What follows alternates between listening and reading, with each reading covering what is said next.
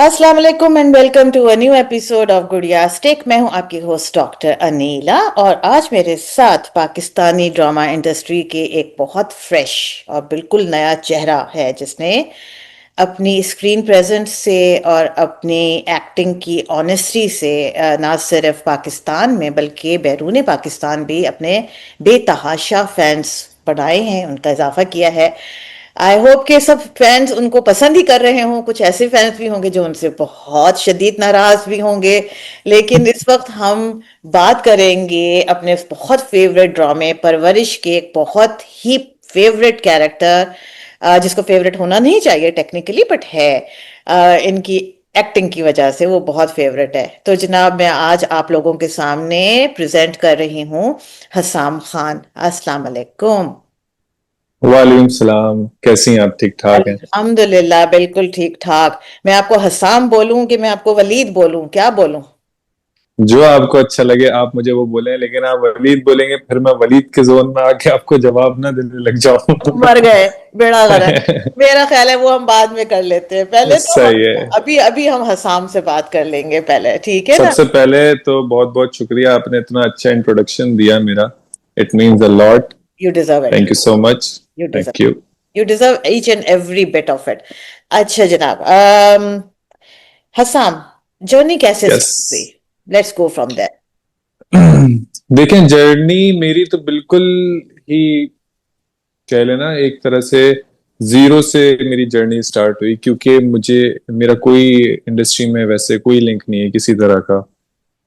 मेरे लिंक्स बाद में बने, वो भी because of that institute where I studied, right. उससे पहले तो मुझे कुछ भी नहीं पता था, मैं बिल्कुल कोरा कागज जिसे कहते हैं ना, मैं वो था। क्योंकि बचपन में लाओबाली किस्म का जो एटीट्यूड होता है ना बच्चों का, कि बस सुबह से बाहर घूम रहे हैं, इधर उधर जा रहे हैं, आवारा गर्दी कर रहे हैं और पढ़ाई में दिल नहीं लग रहा, इस तरह का मैं बच्चा था और बचपन मेरा इसी तरह का गुजरा है। तो फिर उसके बाद जैसे जैसे आगे बढ़ता गया लाइफ में, चीजें थोड़ी बहुत समझ में आती रही।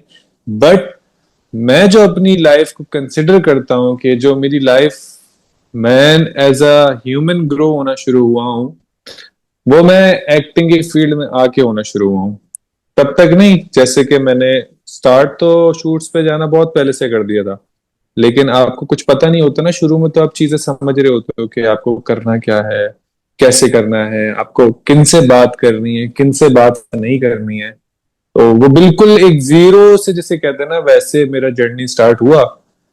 एक्स्ट्रास की शूट पे जा जाके पता चला कि अच्छा ऐसे काम होता है, अच्छा इन तक कैसे पहुंचा जाए, वो एक बहुत बड़ा टास्क हो जाता था।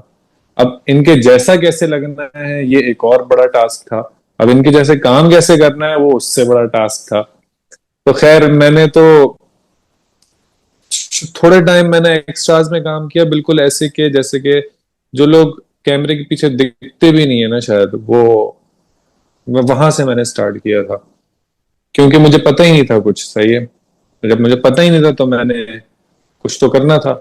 और इतना कोई खास शौक भी नहीं था मुझे, मैं सिर्फ दोस्तों के साथ चला जाता था और कुछ पैसे मिल जाते थे, कभी मिलते थे कभी नहीं भी मिलते थे, लेकिन एक अच्छा दिन गुजर जाता था तो उसमें मैं खुश था।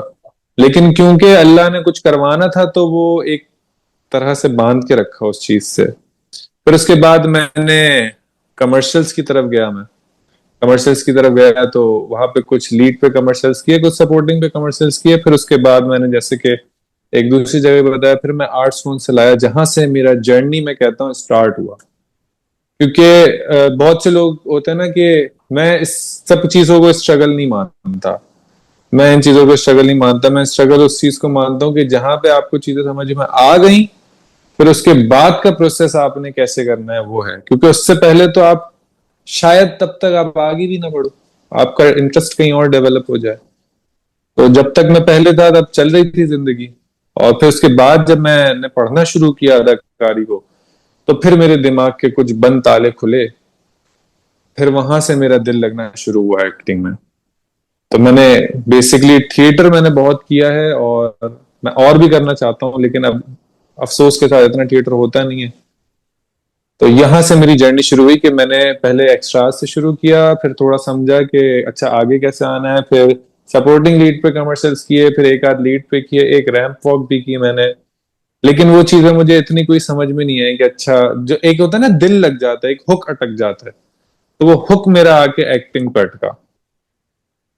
तो मुझे तो ये ये बताइए हुआ था। हम कि इस पूरे प्रोसेस को जब आप स्ट्रगलिंग फेज, मैं तो कहूँगी अभी भी आपका स्ट्रगलिंग फेज ही है ऑब्वियसली, हालांकि बेसिकली यस, अब थोड़ा सा स्ट्रगल थोड़ा सा ही स्टार्ट हुआ है। Exactly exactly. तो इस पूरे प्रोसेस को कितना टाइम लग गया? मैं सिर्फ उनके लिए पूछ रही हूँ कि जो कि जाहिर सी बात है अभी यंगस्टर्स हैं, इस फील्ड की तरफ हम्म। आना चाहते हैं। तो आपको खुद जाती तौर पे, you have been very lucky, लेकिन फिर भी कितना टाइम हम्म। गया? तकरीबन समझे मैं 9th क्लास में था, और मैं 9th क्लास में कितने साल का हूँ, 15-16 साल का था। अभी राइट नाउ आई एम 25। तो 15-16 साल का था मैं, तब से स्टार्ट कर दिया था मैंने। बट ये है कि मैं फिर जब मैंने ये चीज करना शुरू की ना, तो फिर मैं कुछ और ट्राई नहीं किया। मैंने बहुत से लोगों को देखा है, बहुत से यंगस्टर्स को देखा है कि ये भी कर रहे हैं, ये भी कर रहे हैं, ये भी कर रहे हैं, ये भी कर रहे हैं, तो पांचों उंगलियां घी में डल गई, तो फिर वो सही से काम नहीं हो पाया। समझ नहीं है आप? आपको किसी एक चीज को पकड़ के उसमें मास्टर होना चाहिए। तो वो मैंने एक चीज मुझे जब समझ में आ गई कि ये है, इसमें मुझे मास्टर होना चाहिए, तब फिर मैंने फिर उसमें दिन रात एक करके मेहनत की। तो यस। मेहनत कैसे की? मतलब क्या क्या चीजें थी जो आपने इंटेंशनली अपनी इम्प्रूव की, जो आपको लगता था कि आपके अंदर लैकिंग है? अच्छा, मैं आपको बताता हूँ। देखिए, सबसे पहली बात तो कि मैं कोई अच्छा स्टूडेंट नहीं था। तो और इंग्लिश मीडियम स्कूल में पढ़ा मैंने, तो वहां पे इतना ज्यादा उर्दू को फोकस नहीं किया जाता जितना ज्यादा अंग्रेजी को फोकस किया जाता है।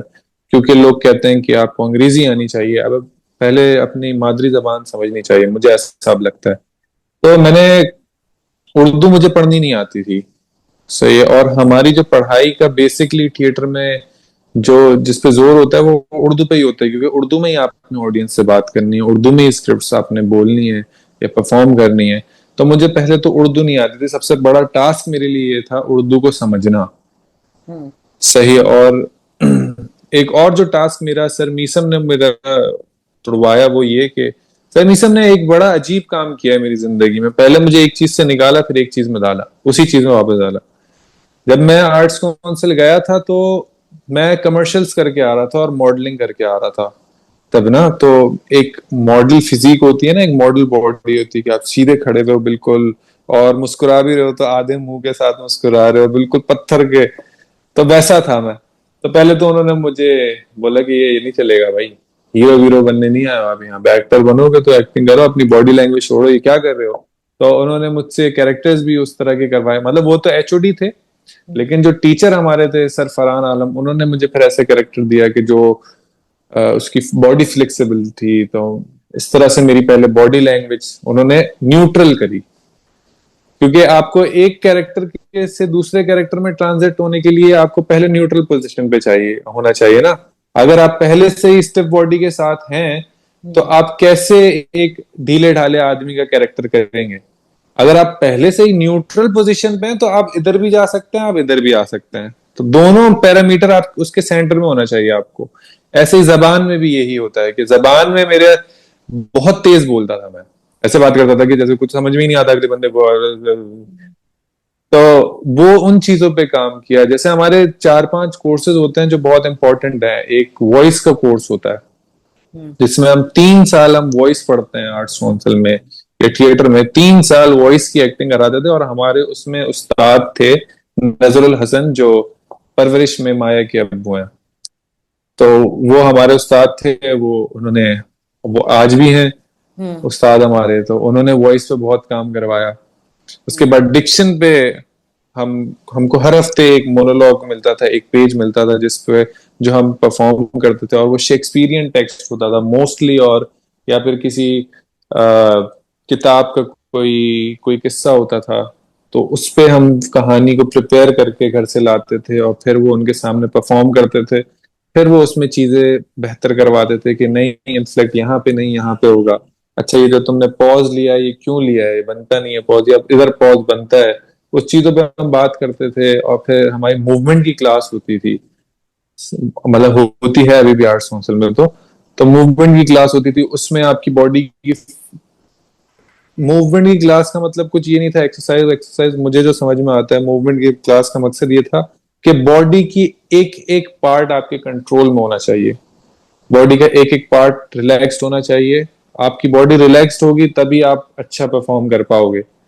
या आपको कोई कैरेक्टर प्ले करना है जो कह लें कि डिसेबल है, तो उस पोजीशन में आने के लिए आपको कौन से मसल्स को टाइट करना है, कौन से मसल्स को लूज करना है, ये आपको पता तब होगा जब आपका बॉडी पे कंट्रोल होगा। इसके बाद ड्रामेटिक लिटरेचर की क्लास होती है हमारी। ड्रामेटिक लिटरेचर में हम क्या करते हैं, हम जो ग्रेट राइटर्स हैं जैसे शेक्सपियर, हेनरिक इब्सन और बाकी जितने भी राइटर्स हैं, उनके जो मशहूर प्लेज हैं वो हम जानते थे, पढ़ के जानने की कोशिश करते थे ये क्यों मशहूर है।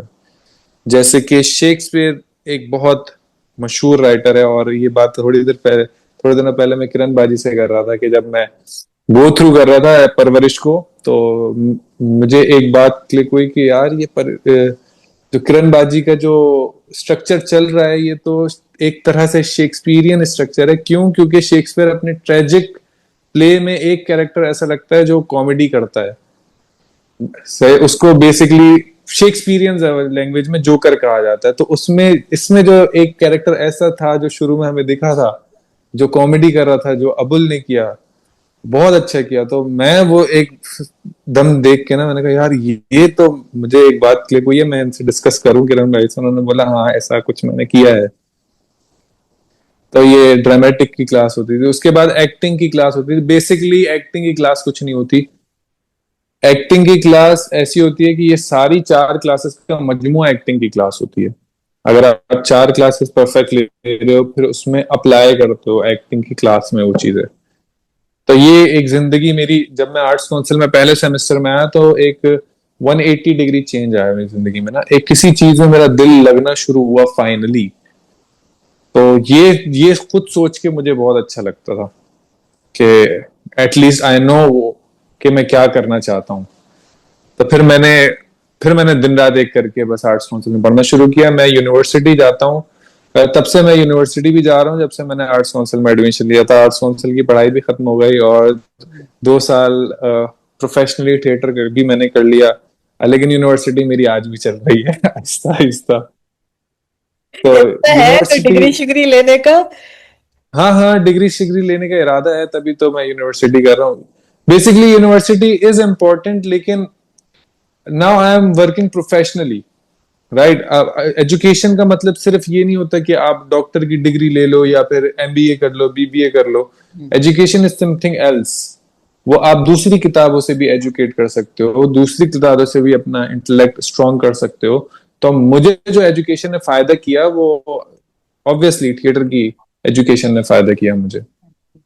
हसन, तो आपने बहुत मजे की बात की। आपने मुझे बताया कि आपने जब आपने मॉडलिंग की और मॉडलिंग की वजह से आपकी वो जो एक स्पेसिफिक चाल थी और वो सब कुछ, हम्म उसको ब्रेक किया मेसम साहब ने, हम्म और उन्होंने आपको कहा कि आप फ्लेक्सिबल हो जाए।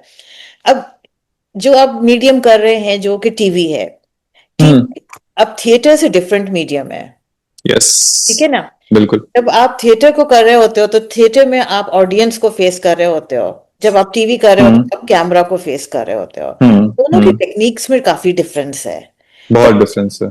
आपको फिर अपने आप को फिर थिएटर के मोल्ड से निकाल के फिर टीवी के मोल्ड में आपको आना पड़ा, या उसमें आपको हम्म नहीं, मुझे बहुत प्रॉब्लम हुई, बहुत प्रॉब्लम हुई, मतलब कि ऐसी प्रॉब्लम हुई कि आज भी होती है मुझे प्रॉब्लम। तो क्योंकि हम थिएटर करते हैं तो वहां पे जितना ज्यादा खुल के परफॉर्म करेंगे उतना ज्यादा ऑडियंस तक आपकी एनर्जी पहुंचेगी, आपकी बात पहुंचेगी। सही है। तो फिर अगर और स्क्रीन पे ऐसा नहीं है। अब मैंने 5 साल में खुल के परफॉर्म करके आ रहा था 500 ऑडियंस के लिए, 400 ऑडियंस के लिए। अब एकदम से मेरे कैमरे यहाँ पे आके फिक्स हुआ है, तो मुझे बहुत प्रॉब्लम होती थी। मैं पहले बात करते करते कोई डायलॉग बोलते बोलते ही हो गया तो डीओपी साहब कहते थे यार सेम आउट हो गया, तुम्हें ज्यादा नहीं हिलना। तो वो एक चीज को कंट्रोल करने के लिए भी बहुत कॉन्शियसली फिर शुरू के टाइम परफॉर्म किया, तब उस तरह की फिर परफॉर्मेंस नहीं निकलती थी। वजह ये थी कि परफॉर्मेंस पे ज्यादा जोर नहीं है, ज्यादा जोर फिर इस पे कि यार ये लाइट ले रहा हूं मैं और कैमरे पे हूं मैं, या फिर वॉइस मेरी सही पहुंच रही है, ज्यादा लाउड तो नहीं बोल रहा। इन चीजों को कॉन्शियसली मैंने थोड़ा टाइम किया, फिर मुझे समझ में आ गई, फिर उसके बाद अब इशू नहीं होता। लेकिन हाँ, I found it very difficult to switch. Acting तो मैं थोड़ी बहुत क्योंकि सीखी हुई तो कर ही लेता था, लेकिन जो टेक्निक्स हैं वो बहुत इंपॉर्टेंट है, तो उन पे उनको समझना शुरू में होता है। बेसिकली उसके लिए मैंने क्या किया, मैं हर चीज में, मेरी आदत है कि मैं हर जो भी काम करता हूँ ना एक प्रोसेस से करता हूँ। मतलब ये नहीं कि पहले ये काम कर लिया अब ये काम कर लेता हूँ, ये काम कर लेता हूँ, मैं एक प्रोसेस में फॉलो करता हूँ। जब मैं आर्ट्स काउंसिल में पढ़ रहा था, मैं सेकंड या थर्ड ईयर में था, तब से मैंने कैमरे के लिए काम करना शुरू कर दिया था, लेकिन वो थी यूनिवर्सिटी प्रोजेक्ट्स। जैसे मैंने आपको बताया कि मैं इकरा यूनिवर्सिटी में पढ़ता हूँ, ठीक है, तो वहां पे होती है यूनिवर्सिटी के कुछ बच्चे जो ग्रेजुएट हो रहे हैं, उनको बनानी होती है फिल्म।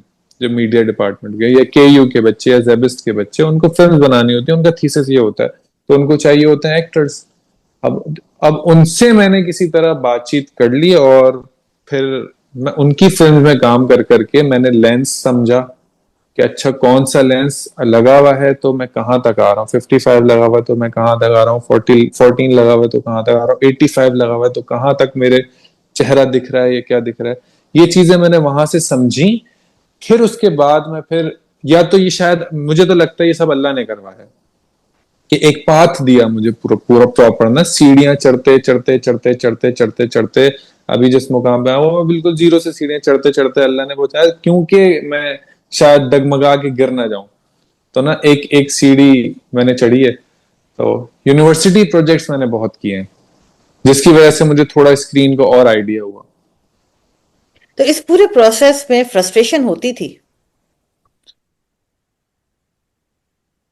फ्रस्ट्रेशन ऐसे सिर्फ फ्रस्ट्रेशन मुझे जब हुई है वो सिर्फ तब हुई है जब मैं काम नहीं कर रहा हूँ, भले मेरे पैसे हो या उन दिनों ना हो, उसकी फ्रस्ट्रेशन इतनी नहीं थी। फ्रस्ट्रेशन जो उन दिनों थी या आज भी जब होती है तो वही होती है कि एक जो अंदर का एक्टर है उसका सोल सेटिस्फाई ना हो तो फ्रस्ट्रेशन होती है थोड़ी बहुत। उसका सोल सेटिस्फाई होता रहे तो फिर आई एम गुड।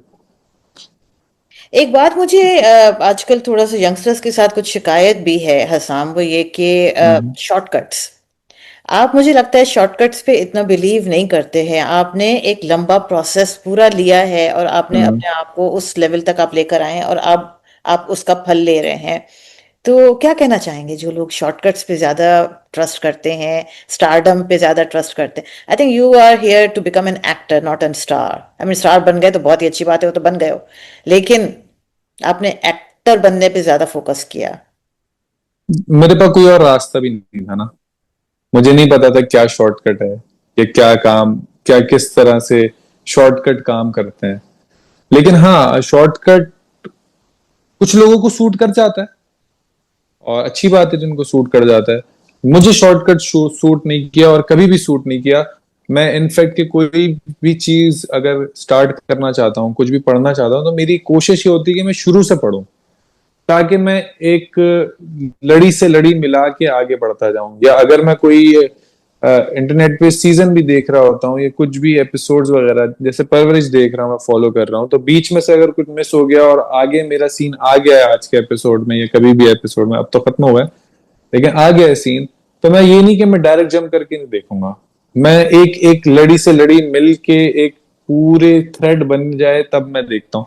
तो मुझे तो शॉर्टकट का ऐसा सच मौका मिला भी नहीं, अल्लाह अल्हम्दुलिल्लाह मुझे नहीं मिला।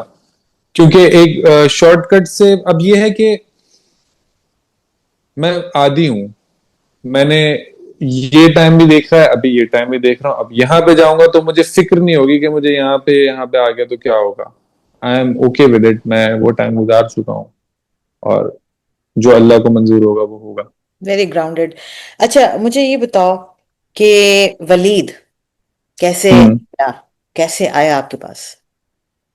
अच्छा, एक और मेरा बड़ा स्ट्रॉन्ग बिलीव है कैरेक्टर्स को लेके ना, कि कैरेक्टर आपके नसीब में होता है, वो आपको नसीब से मिलता है कैरेक्टर। मेरे साथ थिएटर में भी बहुत सी दफा ऐसा हुआ है कि कोई थिएटर परफॉर्मेंस है वो कोई और बंदा परफॉर्म कर रहा है, लेकिन एट द एंड वो चला गया तो उसकी जगह पर मुझे रिप्लेस कर लिया और फिर वो मैंने करा। तो कैरेक्टर नसीब से मिलता है। अब ये मैंने, अब बताऊं आपको कि सर मीसम जैसे कि मेरे मेंटोर हैं और हमेशा रहेंगे इंशाल्लाह, तो उनसे मैं पूछता रहता हूँ जो कुछ भी अगर मेरे पास काम आता है ना, तो मैं उनसे डिस्कस करता हूँ, क्योंकि मुझे लगता है कि मैं थोड़ी सी चीजों को कैलकुलेट करने बैठता हूँ तो उलझ जाता हूँ। मैं सीधा चलने वाला आदमी हूँ, तो थोड़ा कैलकुलेट कर तो मैं उनसे मशवरा ले लेता हूँ, सर ये है क्या करूं बताएं। मुझे अब किसी, जब मैं बिग बैंग के 2 प्रोजेक्ट कर चुका, तो फिर मैं सर मीसम के तो पीछे लगा ही रहता था कि मुझे काम दे दें, हाँ काम दे दें, कब देंगे। उनसे तो मेरी, मैं उनसे किसी कोई बात करने से नहीं डरता या घबराता नहीं। उन्होंने हमेशा ऐसा कंफर्ट लेवल मुझे दिया है, या सबको दिया है, जितने भी स्टूडेंट्स हैं सब उनके साथ ऐसे ही हैं। तो मैं कुछ भी बोलने से पहले नहीं हिचकिचाता उनके सामने, तो मैं बोल देता हूँ उनको, खैर प्रोजेक्ट स्टार्ट हुआ है, कब बुला रहे हैं। फिर उन्होंने बोला बुलाता हूँ। वो किसी और कैरेक्टर के लिए शायद पहले देख रहे थे मुझे, लेकिन उन्होंने बोला छोटा कैरेक्टर है, करोगे नहीं करोगे। मैंने बोला आप दे रहे हैं, आप पे तो आंखें बंद करके भरोसा करूंगा मैं और कर लूंगा, भले जितना भी छोटा हो। दें तो आप करवा लेंगे। तो फिर उन्होंने बोला अच्छा चलो देखता हूँ। अब इन दिनों मेरा स्केड्यूल बहुत पैक चल रहा था। अब ये भी एक बड़ी अच्छी कहानी मैं आपको बताऊंगा, जो मेरा बिलीफ सिस्टम है उस पर थोड़ा सा बताऊंगा। तो सर मीसम ने बोला मुझे रात में कि भाई कल क्या कर रहे हो, मैं कल फ्री हो। मैंने बोला नहीं सर कल मैं फ्री नहीं हूँ, कल मेरे 2 शूट्स हैं। एक 11 बजे से 1 बजे तक एक सेट पे हूँ, फिर 1 बजे से 12 बजे तक रात में एक सेट पे हूँ मैं। तो कल तो मैं बिजी हूँ, मैं कल नहीं आ सकता। उन्होंने बोला आप ये तुम्हारा मसला है, मैंने तो तुम्हें एक जगह देख रहा था और बड़े मजे का कैरेक्टर था। अब मैं उनके पीछे पड़ गया, कोई बात नहीं आप शूट आगे बढ़ा लें, आप डायरेक्टर हैं, आप वो सीन नहीं करिएगा ना अभी, क्या हो गया, एक लोकेशन पे एक ही दिन थोड़ी ना शूट करेंगे आप। तो उन्होंने बोला अच्छा देखते हैं।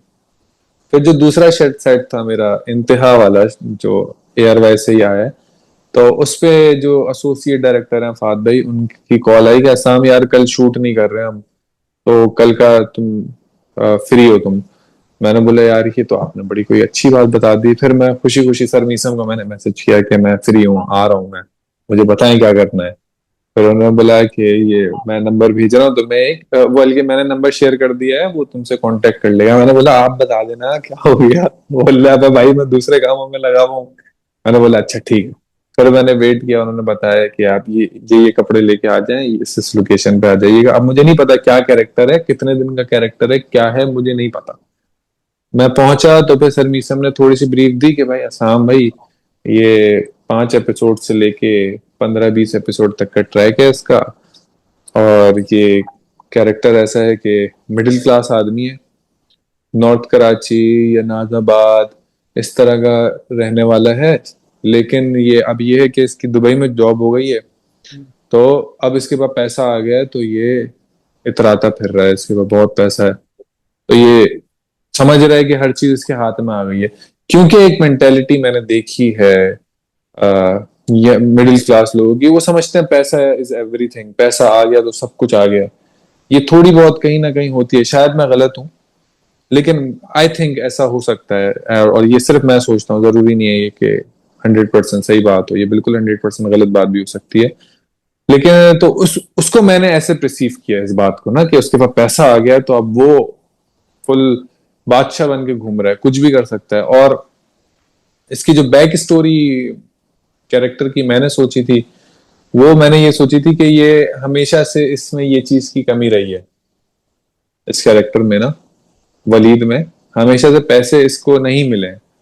और हो सकता है ऐसा हो कि ये दोस्तों के साथ जाता हो तो दोस्त इसको बुली भी करते हो कि इसको शायद ना लेके जाते हो। तो अब जब इसके पास पैसा आया है, तो अब ये उन जैसा बिहेव कर रहा है, अपने दोस्तों जैसा। हर चीज में समझ रहा है कि मेरे पास तो पैसा है, और क्योंकि अम्मी भी सपोर्ट करती हैं इसको, तो वो जब भी माया से आके एकदम से बोल से उसे लगता है पैसा सब कुछ है, या वैल्यूएबल्स ही सब कुछ होती हैं। तो वो जैसे फ्रिज वाले सीन में जब किचन में होता है, वो हाथ पकड़ के फौरन उतारने लग जाता है, ये क्या घटिया चीज पहनी हुई हो तुम, हटाओ। हालांकि उसके लिए बहुत कीमती है, इसके लिए उसकी कोई वैल्यू नहीं है। तो मैंने एक थोड़ा सा इस तरह से सोचा था इस कैरेक्टर को, और ये जब मुझे मिला कैरेक्टर, तब मुझे ये नहीं पता था कि इसको द ग्रेट किरण बाजी ने लिखा है। तो क्योंकि किरण बाजी से भी मेरा बहुत पुराना ताल्लुक है, वो भी थिएटर की है, मैं भी थिएटर का हूँ, तो किरण बाजी पहले सर मीसम की स्टूडेंट है, फिर बाद में मैं सर मीसम का स्टूडेंट हूँ, तो उनका साथ पहले का था। हम्म। तो जो हमारे एक फेस्टिवल हुआ था उसमें किरण बाजी हमें सुपरवाइज करी थी, हम जो प्ले कर रहे थे the dolls house Henry Gibson का, उसमें किरण बाजी सुपरवाइज करी थी। और पहली बार ऐसा हुआ था कि किरण बाजी ने मुझे ऑन रिहर्सल रुलाया सीन में, उन्होंने जो सीन का एसेंस था वो फील करवाया, और पहली बार मेरे मेरे कथारसिस हुआ इमोशंस का। और मैंने फिर तो, और किरण बाजी थी वो पहली बार जब मैंने अपना प्ले ट्रांसलेट किया, तो मैंने जब खुद से डायरेक्ट करने जा रहा था मैं प्ले, तो मैंने उनसे पढ़वाया, उन्होंने बोला थोड़े थोड़े एरर्स हैं इसमें, हम साथ में बैठ के इसको सही करते हैं। तो फिर उन्होंने 3 दिन मेरे साथ 8-8 घंटे लगा के कैफेटेरिया में आर्ट्स काउंसिल के हमने स्क्रिप्ट सही की। तो मुझे जब पता चला किरण बाजी का स्क्रिप्ट है तो मुझे और खुशी हुई कि एक तो सरमीसम है, ऊपर से दूसरा लिखा किरण बाजी ने, तब मैं जाके रिलैक्स हो गया। मैं ऐसे रिलैक्स हो गया कि मुझे अब ज्यादा मेहनत नहीं करनी, मुझे जो जिसने लिखा है वो मेरे एक्सेस में है, उसकी थॉट प्रोसेस में थोड़ा बहुत जानता हूँ, सही है। तो किरण बाजी से मिला मैं, उन्होंने थोड़ी चीजें मुझे कैरेक्टर की बताई, तो मैंने थोड़ी थोड़ी ज्यादा प्रिपरेशन नहीं की, मैंने कुछ ज्यादा नहीं सोचा, बस ये बैक स्टोरी तो एक आप सोचते ही हो ओवरऑल, क्योंकि मुझे सरमीसम थे और किरण बाजी थी, ये 2 लोग थे जो मेरे स्ट्रॉन्ग पिलर्स थे जिन पर मैं बिलीव करता हूँ। तो मैं थोड़ा सा रिलैक्स हो गया कैरेक्टर को बनाने के हवाले से, क्योंकि मुझे पता था जो वो चीजें थोड़ी थोड़ी देंगे, क्योंकि मुझे सर मीसम की डायरेक्शन का पता है, वो आते हैं चुपके से कान में कुछ बोलते हैं और चले जाते हैं, तो आपको वो फिर वो चीज पकड़ लेते हो आप। तो मुझे पता था यही होना है प्रोसेस में, लेकिन डर भी बहुत था। डर इसलिए था क्योंकि पहले तो थिएटर में सर मीसम को देखा है, किरण बाजी को देखा है, अब स्क्रीन के सामने तो मैं नहीं देख सकता, अब स्क्रीन के सामने तो मैं रिस्क भी हूँ एक तरह से, क्योंकि मैं पहली बार इतना बड़ा कैरेक्टर कर रहा हूँ और इतना इंपॉर्टेंट कैरेक्टर कर रहा हूँ, और क्योंकि सर मीसम का स्टूडेंट हूँ मैं, तो वह बाद में कुछ ऐसी बात ना हो कि ये तो स्टूडेंट था इस वजह से ले लिया, तो मुझे 100% परफॉर्म करना है, और मैं 100% सही कर रहा हूँ या नहीं कर रहा ये मुझे नहीं पता था। तो बस फिर जब भी मैं सीन के बीच में बैठ, जब भी सीन मेरा हो रहा होता था, तो मेरे दिल में धक धक धक धक धक धक धक धक धक, सर मीसम का तो मुझे गुस्सा भी पता है, मुझे सर मीसम का गुस्सा पता है, और मैं तो उनके बच्चों जैसा हूँ, तो वो तो मेरे साथ कुछ भी कर सकते हैं, और मैं तो हाजिर हर वक्त।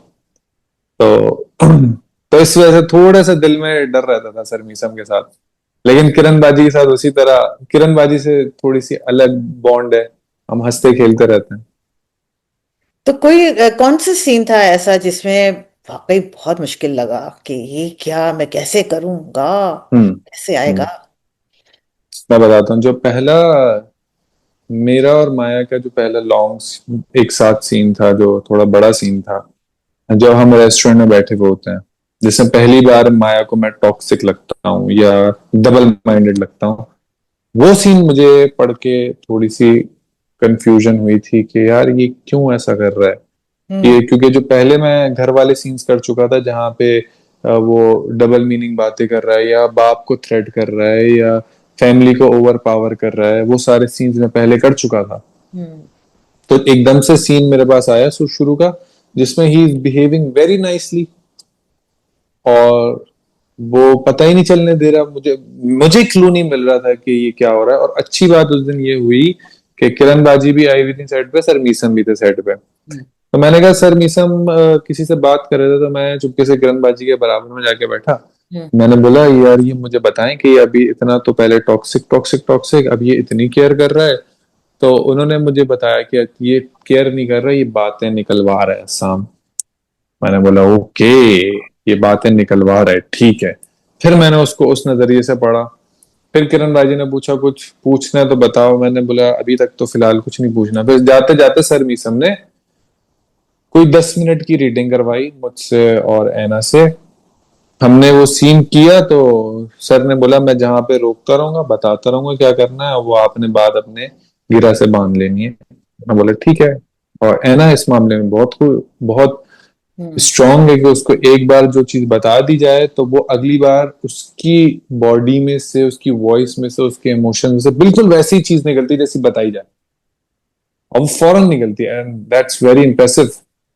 मेरे साथ ऐसा नहीं होता, मुझे थोड़ा सी प्रैक्टिस करनी पड़ती है या थोड़ा सा सोचना पड़ता है।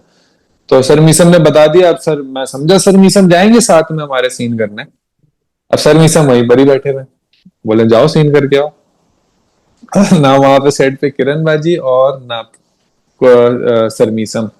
तो जो जैन है हमारे एसोसिएट डायरेक्टर, बहुत अच्छे हैं वो भी, तो उनके साथ सीन किया हमने। और पहला टेक हमने पूरा वन गो में कर लिया, without any cut, without any break. और मुझे नहीं पता मैंने कैसा किया, मैंने है ना से पूछा क्या सीन सही हुआ, उसने बोला हाँ दिल चाह रहा रख के थप्पड़ मारो तुम्हें मैं। वो क्यों भाई, कैरेक्टर में बोल दी। अच्छा, मैंने बोला चलो ठीक है, फिर मैंने अच्छा किया। तो ऐसे ही बोलती हूँ, हाँ दिल चाह तो रख के थप्पड़ मारो तुम्हें। तो मुझे ये तो मैंने बताओ, आप जिस सीन की तुम बात कर रहे हो, मैंने भी इस सीन में यही चीज पकड़ी कि वो उससे उगलवाना चाहता है। हम्म। अच्छा, एना माया माया माया वॉज यस। स्मार्ट, ठीक है, तो उसने वो उस ट्रैप हम्म। में नहीं आई, उसने बताया नहीं हम्म। कि वो क्या हम्म। चाहती है क्या नहीं चाहती, उसने बड़ा स्मार्टली उस चीज को वो घुमा गई। स्मार्टली जवाब दिया, हाँ। अगर माया बता देती कि वो इंटरेस्टेड नहीं है, तो फिर वलीद क्या करता? हम्म। सर मीसम ने मुझे एक डायरेक्शन दी थी जब पहली बार मैं रिश्ता लेके आता हूँ उस सीन में। उन्होंने मुझे आके बोला कि असम, ये लड़की इसको पसंद आ गई है, हम्म। इसके अंदर वो सारे गुण हैं जो हम्म। तुम्हें चाहिए। गोरा रंग है, सही है, छोटी उम्र है, और गरीब फैमिली है, क्योंकि इसकी माँ आपने देखा होगा सब तेज, बहुत शातिर, सही है। तो वो उन्होंने ऐसी रखी है, तो जब उनकी गेटअप से ही पता चलता है कि इनके बच्चों पे क्या इन्फ्लुएंस होगा, या ये किस तरह से आपने देखा।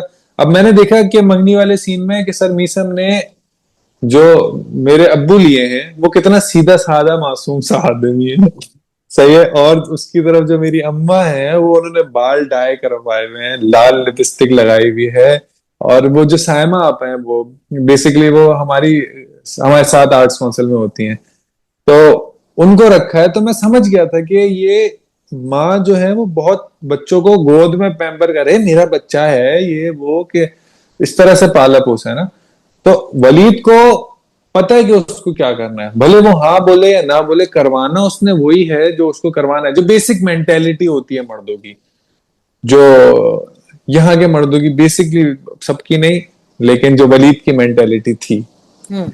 तो उस तरह की मेंटेलिटी। तो ये क्या करता है, ये घर जाके अपनी अम्मा के साथ अम्मा को बताता, अम्मा घर पे आके तमाशा करती है कि आपकी बेटी तो ऐसे बोल रही है कि शादी नहीं करनी, जबरदस्ती है, ये है वो है।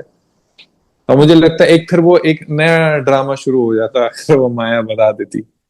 तो एक तरफ तो ये कि एक वो डॉक्टर बहू वाला एक कॉन्सेप्ट आता है कि जी वो हम्म।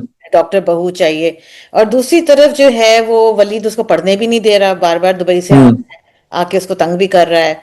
तो ये एक कॉन्ट्रडिक्शन नहीं है? बिल्कुल। देखें ना, अब मैं आपको एक बात बताता हूँ जो मुझे लगता है कि जो मिडिल क्लास होता है ना, उसके पास नया नया पैसा आता है, तो वो हर वो चीज करता है जो अपर क्लास वाला करता है। करता नहीं, कर नहीं पाता, लेकिन करने की कोशिश जरूर करता है वो। उनको सिर्फ डॉक्टर बहू का नाम इस वजह से चाहिए कि एक फैमिली का रुतबा बढ़े, ये फैमिली का एक, कि यार इनकी बहू है तो डॉक्टर हैं, तो बच्चे भी पढ़े लिखे होंगे, तभी तो ऐसे ही तो नहीं मिल गई ना डॉक्टर बहू। और वो पढ़ने इस वजह से नहीं दे रहा है, वो पढ़ने क्या नहीं दे रहा, वो उसको लड़की पसंद आ गई है, वो भीगी बिल्ली हो चुका है उसके आगे, लेकिन अपनी आदतों से मजबूर है, लेकिन उसको सिर्फ बात करनी है। तो इस वजह से वो बार बार फोन करता है, बार बार बात करता है, बार बार बात करने की कोशिश करता है, बार बार आ जाता है। अब एक सीन में वलीद साहब बोलते हैं कि यार मैं खुद भी हैरान हुआ था, मुझे शादी नहीं करनी थी, लेकिन जब अम्मी ने बात की कि शादी करनी है, तो फिर मैं क्या, मुझे लगा सही है, करनी चाहिए, मैंने उस बात में कोई डिसएग्री नहीं किया। क्योंकि अब इससे दो चीजें सामने आ रही है ना, एक तो वो अपनी अम्मी की हर बात मानता है। अब अम्मी, और ज्यादातर जो, अगर अब देखा जाए पाकिस्तानी ड्रामों में जो दिखाया जाता है, क्योंकि वो भी एक सोसाइटी की डिपिक्शन ही है, पाकिस्तानी ड्रामा में ये दिखाया जाता है कि माएं बेटों को बोलती हैं कि उसको ऐसे नहीं करने देना।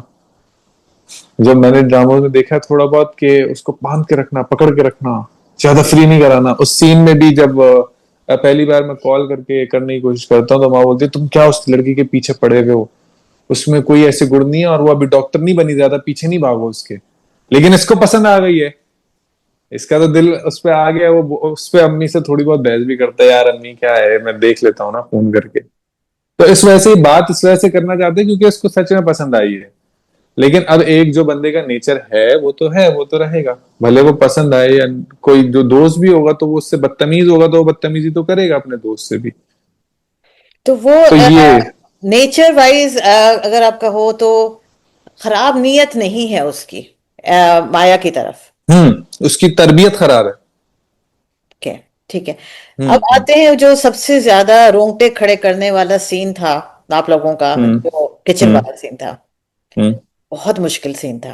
और वाकई में हम्म आप लोगों ने जिस तरह से परफॉर्म किया, अगर छुरी होती ना तो वो उस वक्त घोंप ही दी जाती सीधी सीधी। और याद है मैंने हाँ मैसेज भी किया था एक हाँ। आमिर को। वो सीन करने से पहले कितना डर लगा, क्योंकि वो बैकलैश सीन, आता है ना इसमें, बहुत बैकलैश आता है इस तरह के सीन करने में। देखें, मैं वो सीन करने के लिए एक्साइटेड था। उसकी वजह ये थी कि उस सीन को करने के लिए ना 2-3 दिन पहले से प्लानिंग चल रही थी सरमीसम के दिमाग में। वो किरणबाजी से भी डिस्कस कर रहे थे, और वो डीओपी जो हमारे थे, जो एक डीओपी थे जो गिम्बल पे शूट करते हैं, उनको अलग से बुलाया था, तो उनके लिए उस दिन के लिए, उस सीन के लिए स्पेसिफिकली उनको बुलाया गया था।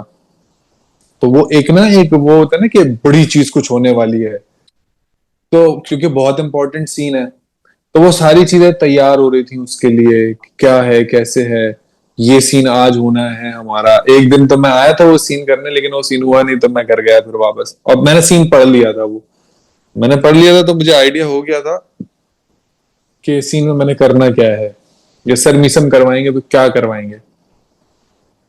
तो जब मैंने सीन स्टार्ट हुआ तो सरमिसम ने सिर्फ पहले वॉक ली, और वो 3-4 बार मुझसे वो उन्होंने वॉक करवाई उसमें, क्योंकि इस इमोशंस के ट्रांजिशन सरमीसम को नहीं मिल पा रहे थे कि एक एक जगह वो मौका देखता भी है और फिर एक शैतान उसको बहकाता है और वो उड़ जाता है। लेकिन फिर जब वो चलते हुए जा रहा है तो उसको घबराहट भी है, लेकिन फिर वो देखता है कि यार कोई भी तो नहीं है, और अब तो ये मेरी बीवी है, मैं जो चाहूं, क्योंकि मेंटेलिटी उसकी ऐसी है माँ की तरफ से मेरी है कि जो चाहे तू कर सकता है उसके साथ। तो उसकी मेंटेलिटी में तो ये है कि अब वो मेरी बीवी है, अब उसका सारे जो चाहूं मैं वो कर सकता हूँ उसके साथ। तो वो उस सोच के साथ जाता है, और फिर जब वो सीन हमारा परफॉर्म हो रहा था तो उस वक्त मेरा रोजा था। तो हाँ, तो मैं तो बड़ी अल्लाह से माफिया मांग रहा था, अल्लाह मुझे माफ कर देना मुझे माफ कर दो। लेकिन ऑब्वियसली वो तो सिर्फ सीन था। लेकिन जब वो मैं सीन किया, तो एक बार तो हमने गिम्बल पे ही शूट कर लिया था वो सीन। तो वो सरमीसम ने फिर उसको रिजेक्ट, वो सरमीसम को चाहिए ही नहीं था गिम्बल पे। सरमीसम ने अपने कट्स बनाए हुए थे, उनने कौन सा कट कहाँ से लेना को, क्योंकि सरमीसम बहुत प्लानिंग से काम करते हैं, वो एक एक चीज की प्लानिंग होती है उनकी। तो उनको पता था क्या करवाना है। फिर उन्होंने आके 2-3 दफा हमसे रिहर्सल करवाई और उन्होंने बोला चलो अब शूट करते हैं। और फिर जब हमने शूट करना शुरू हुए तो वो, क्योंकि एक्टिंग, मुझे लगता है, मुझे क्या लगता है, ज्यादातर लोग बड़े एक्टर्स यही कहते हैं कि एक्टिंग इज गिविंग रिसीविंग। अब मैं जितना माया को डराऊंगा उतना वो डरेगी, और उसका उस सीन में डरना बनता है। अब अगर मैं डराऊंगा ही नहीं तो वो डरेगी नहीं। तो जब तक एक्शन रिएक्शन नहीं आएंगे तब तक सीन आगे नहीं बढ़ेगा।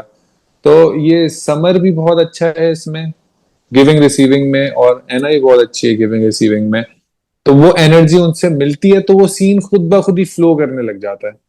जितने भी सीन है वो खुद ब खुद ही फ्लो करने लग जाते हैं, क्योंकि एक एनर्जी, अगर मैंने उसको एनर्जी यहाँ दी है, अगर उसने डरना है मुझसे तो वो माया हमेशा एनर्जी यहाँ नीचे नीचे ही देगी। वो ऐसे नहीं होता कि एनर्जी मैच कर दी, वो बहुत परफेक्टली काम करते हैं ये लोग। तो मुझे ऐसी कोई मुश्किल उस सीन में नहीं हुई। मुझसे पूछा गया बहुत से लोगों ने कि वो सीन मुश्किल हुआ करना, नहीं हुआ, नहीं मुझे वो मुश्किल नहीं लगा। मुझे मुश्किल, क्योंकि नेगेटिव कैरेक्टर तो है, तो नेगेटिव कैरेक्टर ये नहीं करेगा तो क्या करेगा। चाहे तो मुझे मुश्किल वहां हुई जो रेस्टोरेंट वाला सीन था जहां पे वो अच्छा बन रहा है। तो मुझे वो ग्रे शेड रखना था, क्योंकि किरण बाजी ने भी बोला था, मीसम भाई ने भी बोला था कि कैरेक्टर ग्रे शेड में रहना चाहिए शुरू में अस्साम। और खैर जब पहला सीन रेस्टोरेंट वाला आया था तो किरण बाजी का मेरा मैसेज आया कि मैंने वो सीन देखा तुम्हारा एडिट पे। मैंने पूछा कैसा हुआ, उन्होंने बोला कि जिस तरह वलीद को काम करना चाहिए था या बिहेव करना चाहिए था या बात करनी चाहिए थी वैसे ही हुआ है। वाह। मैंने कहा अच्छा। मैंने कहा शायद वो क्योंकि मैं उनका स्टूडेंट रहा हूँ या एक साथ है तो इस वजह से तारीफ करी है। लेकिन जब मैंने कमेंट्स पढ़े एपिसोड के तो मैं देख रहा हूँ कि आधे लोग मेरी तारीफ कर रहे हैं और बोल रहे हैं कि यार ये बिल्कुल सही तो बोल रहा है, ये माया गलत कर रही है कि इसको चीट कर रही है, बता नहीं रही है। और दूसरे लोग बोल रहे हैं कि ये टॉक्सिक है, ये जिस तरह से इसका मूड स्विंग्स हो रहे हैं। तो वहां पे मैं समझ गया कि मैंने जो जितनी रिक्वायरमेंट थी वो थोड़ी बहुत मैंने पूरी करने की कोशिश की और वो हो गई। हम्म। अच्छा, मुझे ये क्योंकि बताओ। देख हाँ, बोलो। मैं कह रहा था क्योंकि जो जो किचन वाला सीन था वो तो है ही, वो एक तरह से ग्रे से उस कैरेक्टर की ट्रांजिशन है ब्लैक की तरफ ना। तो वो तो बहुत वो आपने सिर्फ और ज्यादा इविल परफॉर्म ही करना है कि यार हद पार से जाना ही है। तो बेसिक मुझे वो कैरेक्टर्स वो सीन्स परफॉर्म करने में मुश्किल होती है जो वल्नरेबल हो, कि अच्छा ये भी कर सकता है, अच्छा ये भी कर रहा है, कि लोग कंफ्यूज रहे, जो शुरू के सीन्स में हुआ। ये हम्म। शुरू के आधे ट्रैक में मेरे रहा कि ये अच्छा लड़का है, टॉक्सिक है या पॉजिटिव है, क्या है। हम्म। नहीं, ये बड़ा intentionally I think Aahista Aahista करके बिल्डअप हुआ, बिकॉज एक चीज जो हमें शुरू में समझ में नहीं आ रही थी, वो ये नहीं आ रही थी कि हसाम हमेशा उसी वक्त घर पे क्यों पहुंच जाता है जबकि अब्बा भी नहीं होते और लड़कियां घर पे अकेली होती हैं, माँ होती है। हम्म तो और उसको आने कैसे दिया जाता है, दैट्स अ बिगर क्वेश्चन।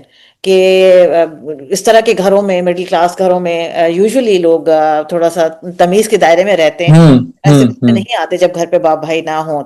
हम्म तो उस चीज को जस्टिफाई कैसे करते हैं? देखिए एक चीज तो ये थी कि ये ब्रेसलेट जो वो फिर किचन वाला सीन है, शायद उसी दिन हुआ है ऐसा कि वो आया है और घर पे उसे कोई नहीं मिला।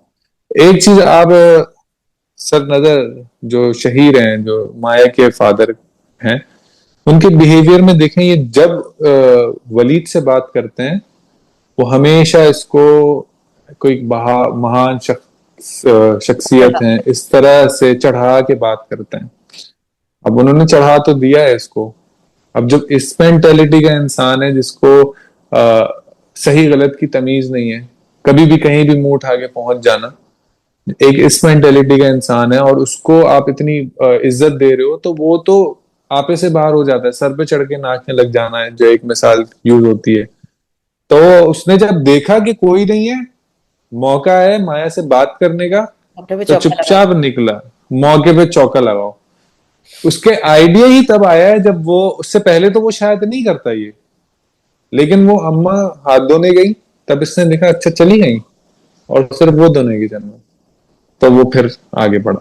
एक्सेलेंट। ये एक ही ऐसा ही हुआ कि इसी सीन में शायद ऐसा था कि वलीद जो है आया है और उसको शहीद साहब नहीं मिले, तो उसने फिर अपने पैतरे खेले कि क्योंकि वो तो मेरी बीवी है, होने वाली बीवी है, मैं जो चाहूं कर सकता हूं उसके साथ।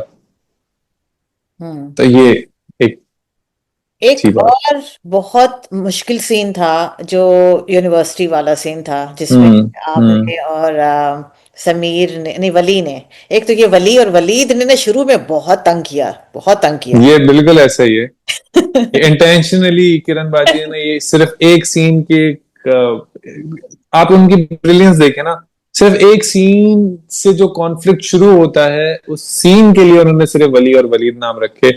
यूनिवर्सिटी जो पहला यूनिवर्सिटी वाला सीन है कि अमल आके बताती है माया को कि वलीद वली लाइब्रेरी में इंतजार कर रहा है, और माया समझती है कि वलीद की बात कर रही है ये, और माया जाती है वलीद को वहां लेके, और वहां पे वलीद होता है, फिर वहां वली होता है और उसका दिल टूटता है, और पूरी एक्सीलेंट राइटिंग।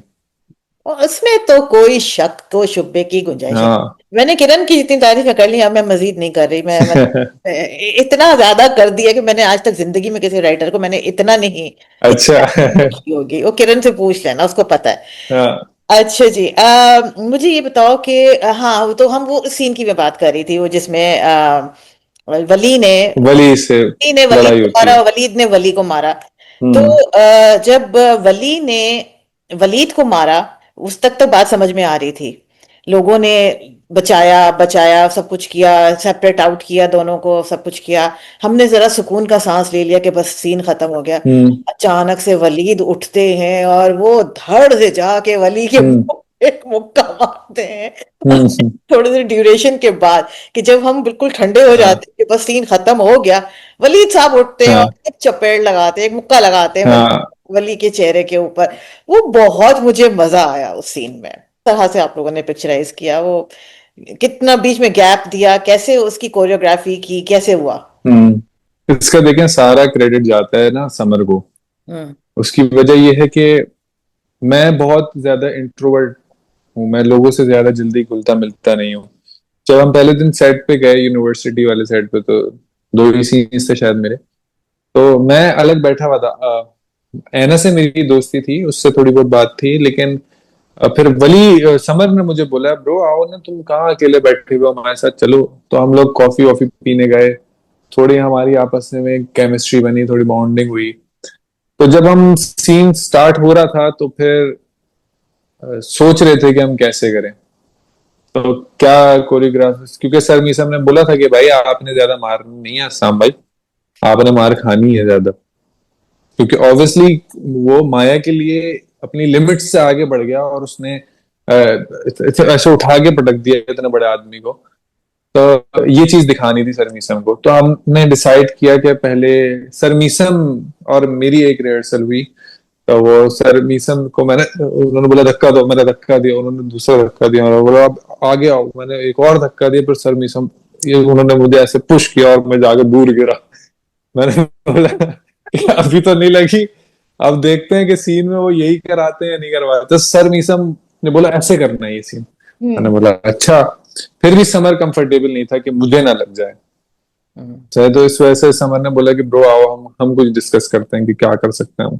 हम्म। तो फिर हमने डिस्कस किया कि देखो, पहले मैं तुम पुश करूंगा, सही है, या पहले जब तुम आके हाथ पकड़ते हो मेरा कि तमीज से इसका हाथ छोड़ो, ये कहीं नहीं जा रही, तब मैं हाथ से हटाऊंगा, झटका दूंगा, और तुम बोलोगे आराम से बात कर, जो भी लाइंस थी।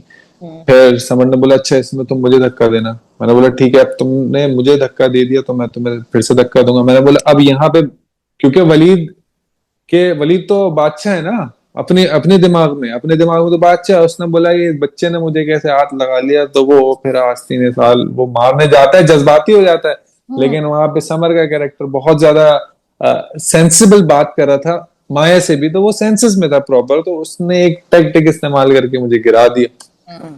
अब क्योंकि इस कैरेक्टर को मैंने जो प्रसीव किया था किरण बाजी से, वो ये कि गुन्ना कैरेक्टर है, सही है ये, अच्छा भी है बुरा भी है ये।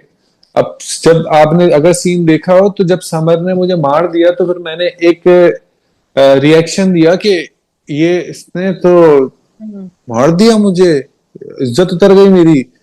अब मैं देख रहा हूँ और मुस्तकिल देख रहा हूँ, अब मैंने जहां देखा कि अब ये माया से की तरफ इसका ध्यान गया है, तो फिर उसने चार्ज किया। ओ। क्यों, अगर माया की तरफ ध्यान नहीं जाता तो फिर ये अटैक करता, तो शायद फिर वो पिट जाता और फिर इसकी इज्जत उतर जाती। तो उसने देखा, जब उसने सारा मामला ठंडा हो गया और उसका अब सारा ध्यान माया की तरफ है। अभी सर मीसम को भी नहीं, सर मीसम ने भी इसको बहुत अप्रिशिएट किया, जो मैंने ये टैक्टिक खेली। और एक एक और बात ये थी कि हमें कैमरा स्विच करना था, हम्म। सही है। तो शायद एना की तरफ से समर के रिएक्शन लेते लेते लेते लेते यूं कैमरा पैन होके मेरी तरफ आना था और फिर जाना था मैंने। तो एक उस चीज का भी मैंने थोड़ा सा टाइम लिया, लेकिन उसमें माइंड में मैंने ये रखा कि ये जब इसका ध्यान हटेगा तब मैं जाऊंगा मारने, ताकि काउंटर अटैक वो ना कर सके। तो ये थोड़ा सा सोच के मैंने किया था। वाओ। वाओ। हाँ। अपने लिए भी मैं बड़ी खुश हो रही हूँ कि देखो मैंने कैसे कैसी चीजें पिक की है। अच्छा। अच्छा, मुझे ये बताओ कि आपने एक लफ्ज यूज किया वलीद के लिए कि घुनना है। हम्म। ठीक है। अच्छा, अब जब ये इतना सब कुछ हो चुका, ठीक है, अब सारी की सारी पूरी कहानी हो गई, तो ये इतनी आसानी से ये माया को छोड़ कैसे रहा है? इसकी ईगो पे बात आई है ना, बात इसकी ईगो पे आई है कि माया ने इसके बदले किसी और को तरजीह दी। अरे वलीद क्यों, मैं तो ऐसे आके जिक्र करता है वो, जब पहला लैब में जो सीन होता है उसमें वो आके, आप देखें उसका बिहेवियर, हम्म। बोलता है मुझे कोई फर्क नहीं पड़ता, मैं आज रिश्ता खत्म कर दूं। हम्म। वो ये बार बार ये बावर करवाता है फैमिली को, कि माया की फैमिली को, कि आप लोगों को जरूरत है मेरी, मुझे जरूरत नहीं है आपकी। तो उसको लगता है कि ये क्योंकि वो तो शहंशाह है अपने दिमाग में, उसकी अम्मा ने बना के रखा हुआ उसे ऐसा। तो उसके तो दिमाग में यही है कि अभी ये ठुकरा के जाएगा तो आ जाएंगे शहीर साहब, हम्म। जबान लटका दिए कि ऐसा नहीं करें, ऐसा नहीं करें, रिश्ता वापस ले ले। इसके दिमाग में तो यही था कि जाएगा लड़ने तो शहीर साहब आएंगे। लेकिन शहीर साहब ने फिर अपनी फादरहुड दिखाया और उसने बोला नहीं। जब उन्हें सारी बात खुल के पता चली कि अच्छा इसने किचन में ऐसा किया था गैर मौजूदगी में, तो है तो वो भी अच्छा बाप ही, लेकिन वो सोसाइटी से थोड़ा डरता है ना, तो हम्म। उन्होंने वो तो नहीं गए वापस। हम्म। तो जब देखें आप, जब माया की अम्मा जब सामान ले जाके मेरी अम्मा को पकड़ाती हैं, तो शायमा बाजी ने एक बड़ा अच्छा सा, वैसे वो बोलती है मुझे बाजी नहीं बोला करो तो सायमा जी ने मुझे बड़ा अच्छा, उन्होंने वहां पे रिएक्शन दिया कि ये क्या कर दिया उन्होंने। उन्होंने, आपने देखा होगा कि वो जब जैसे ही दरवाजा बंद होने लगता है तो उन्होंने कहा ये तो उन्होंने सच में सामान ला के रिश्ता खत्म कर दिया। उनको तो लगा था ये लोग मना करेंगे, देखिए ना अब उस फैमिली को ओवर पावर करना, हम्म। उस फैमिली को ओवर पावर करेंगे वो, जमा फैमिली फिर नहीं चाहिए। अब ये इनको लग रहा है कि ये लोग तो गरीब लोग हैं, हम्म। हम हैं अमीर, हमारे पास पैसा है, चमक है हमारे पास, जिसमें वो वलीद बोलता भी है ये स्टाइल, ये रहन सहन हम्म। आप लोग सिर्फ फिल्म बिल्कुल। और ड्रामों में देखते होंगे। देखनी है ना कि किस सेट है ये। पावलेपन की इंतहा पे चढ़े हुए थे ये लोग। हम्म। हम्म। सही हुआ वलीद के साथ सही हुआ, बिल्कुल सही हुआ, हाँ। को कह रहे हो। अच्छा मैं आपको बताऊं हाँ। कि मेरा अपना जो कैरेक्टर है ना, वो इन जो जो वलीद है उससे बहुत खिलाफ है। तभी मैंने उसको ना, जो लिखा हुआ था, जो चीज आ रही थी, मैंने कहा उसी तरह मैं करूंगा ताकि इम्पैक्ट भी वही हो कि हम्म। जो मैं देखता हूँ। ये कुछ इस तरह की बात होती है। जब किरण बाजी, जब सर मीसम या किरण बाजी ने मुझे दोनों ने कैरेक्टर एक्सप्लेन किया, तो मेरे सामने बहुत सारे लोगों के चेहरे आए जो इस तरह के हैं या इस तरह के मामलों में फंसे हुए हैं या जो इस तरह की सोच रखते हैं। हम्म। क्योंकि हमारी एक एक्सरसाइज करवाते हैं सब एक्टिंग में, कि आप कहीं भी जितने लोग मिल जाएं आप सबको ऑब्जर्व करो और अपने दिमाग में सोचो कि ये बंदा किस मेंटेलिटी का है। तो मेरे सामने बेइंतहा चेहरे आए हम्म। और वो चेहरे मैंने पोर्ट्रे किए। हम्म। किसी की वॉग ऐसी रखी हम्म। कि जब आप देखें सीन में, जब वो आता है गार्ड को रिश्वत देके, हम्म। तो वो यूं चल रहा है हम्म। कि वो खुद को बहुत ऊंचा समझता है ना। हम्म। तो ये थोड़ी थोड़ी चीजें कहीं कहीं खुद ब खुद ही भी आती रही और कॉन्शियसली की, कुछ कुछ सबकॉन्शियसली हो गई। हम्म। अच्छा मुझे बताओ कि ड्रामा तो आप फॉलो कर रहे हो, परवरिश फॉलो कर, हम्म। तो सबसे ज्यादा आपको पसंद कौन सा कैरेक्टर है अपने अलावा?